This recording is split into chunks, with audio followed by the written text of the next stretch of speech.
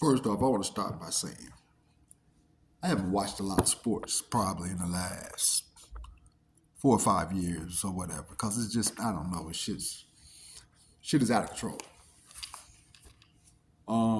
Also, now that they have made gambling legal in sports, you don't know what the fuck you watch. To be perfectly honest, you got players. The stat lines. On individual players. You're not betting on wins and losses, but you don't think that these players got family members and friends who they know the stat line. They know the stat line. What they doing? They making money. You see some of the plays these referees. But anyways, but I only said to say this. I hope the Bears kick the Green Bay Packers ass this Sunday. Just to get something. This is our Super Bowl. So I ain't watched a lot, but I ain't watched one Bears game this year. But apparently they're doing good in these. And for what I understand, listen, if the Chicago Bears get rid of Justin Fields and draft another motherfucking quarterback who probably has the same skill set he has, but they haven't been in the league at all, then they stupid. And Justin Fields, you should take your ass over to Pittsburgh and win a motherfucking championship. That old lady need to die.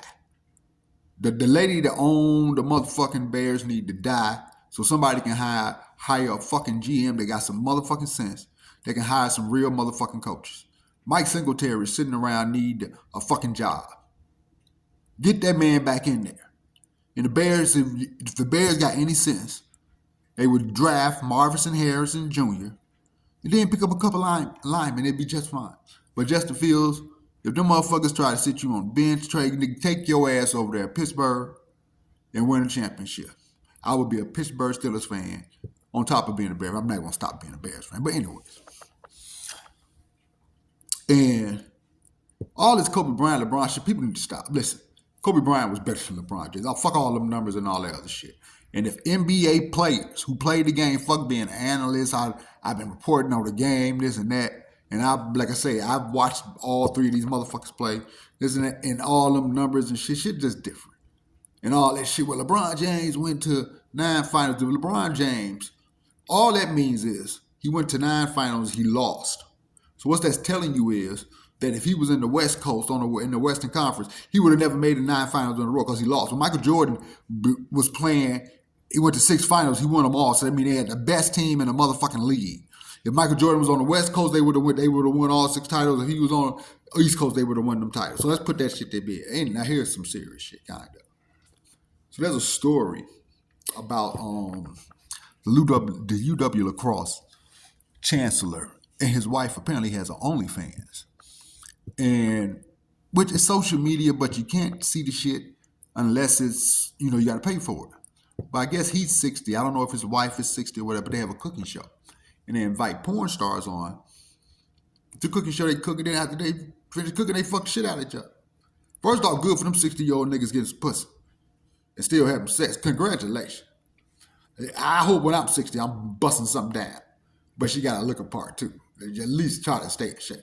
If you running around here, motherfuckers don't even be having sex and ain't 30. You motherfuckers looking like koala bears and lizards. Keep yourself in shape.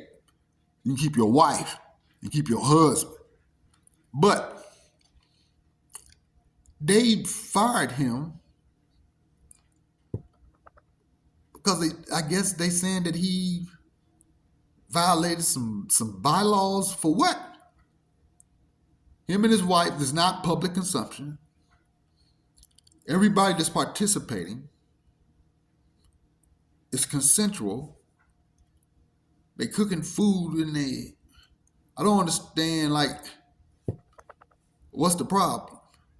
And again, the only way you can see them if you pay for the subscription. So the question is who the fuck is hating? Because somebody hating like a motherfucker. They mad because this 60-year-old couple is getting it in. And they making food. Fuck you and feed you. But I had a call asking this, so then this led into me. I was talking about, we was having this conversation at work. So then it led into me asking a question. And I was asking one of my coworkers, and I was talking to my director. And we started off talking about racism, and I was asking the question, do you think racism could ever end? And we started talking about, most everybody said no. But then when I brought up these scenarios, they they had to reach for pushback. Because my thing is, if we could end racism, and again, I've said this before, but we got to stop dwelling on the past.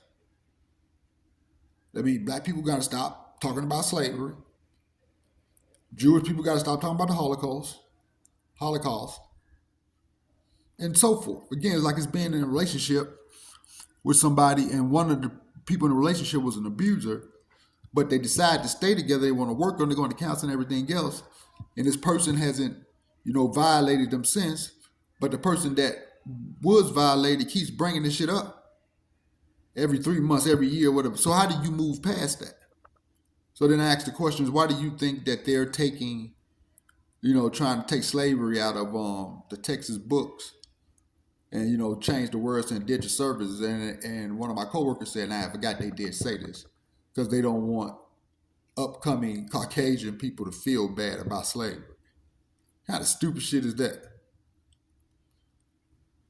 Why not feel bad about it? But again, in the same breath, how are we going to get past and talk about real equality if we continue to dwell on the past and use that shit for accountability for us not doing something or being assholes to each other?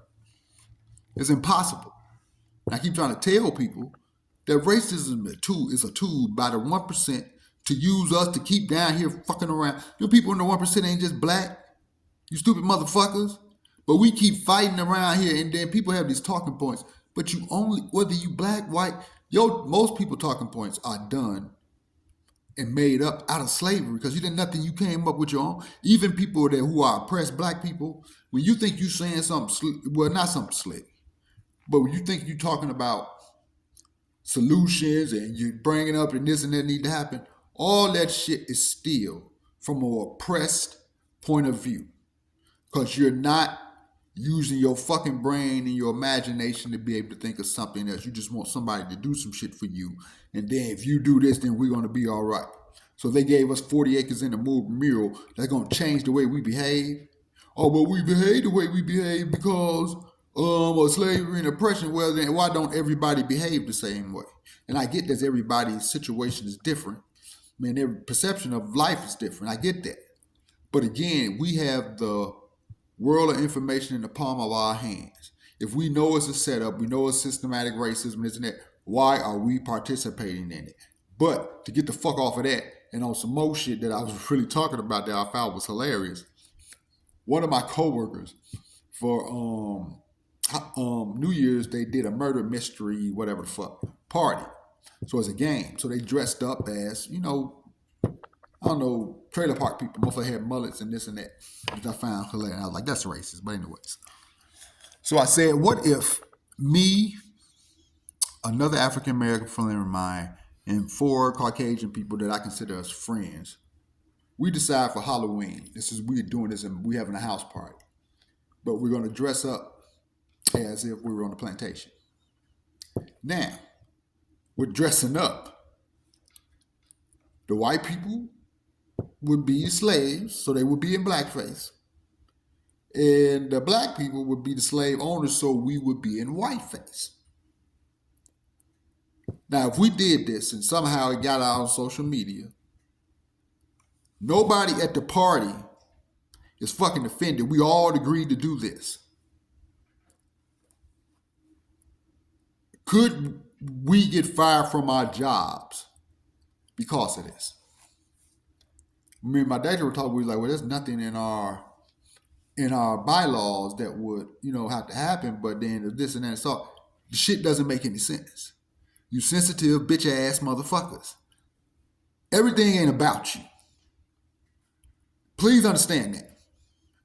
And everybody has different opinions on life.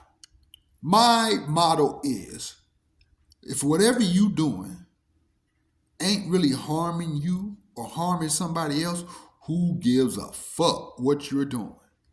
So you telling me that me and a bunch of my friends of different colors decide to do some shit because we think it's funny, and we don't take this shit as literally, as everybody else.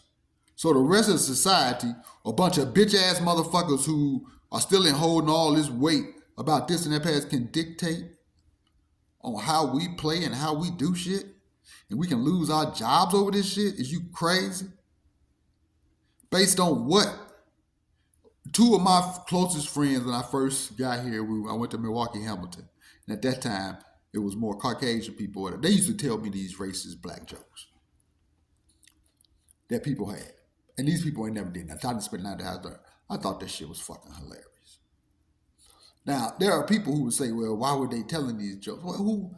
And my director brought up, it's like, well, if all the jokes wasn't about black people, we joked about a whole bunch of shit. It's just certain shit that and I laugh at a bunch of shit that society probably tells me I shouldn't laugh at, but you can't dictate my sense of humor, motherfucker. You understand? Because I might find something fucking hilarious, and you may not. Just like, I ain't gonna say that shit, that whatever. But that's my question. So if me and a group of friends decided to do some shit that we thought was funny, and it just so happened to get out on social media, and then the rest of you mean to tell me the rest of society? So again, do we live under a dictatorship, whether you motherfuckers want to believe it or not? They give you an illusion that we're free and we're able to do this and do that. Now with all these bullshit ass movements going on, motherfucker, you can't do shit at all without saying motherfucker getting offended or whatever. Equality means that you treat everyone the same. So if we can crack jokes about people with disabilities, we should be able to crack jokes about people who are part of the LGBTQ community. And relax. Only reason that anybody should be offended about anything if somebody's impeding your progress or putting their motherfucking hands on you. Somebody can say all the dirty shit they want to say about you, whether it's true or not.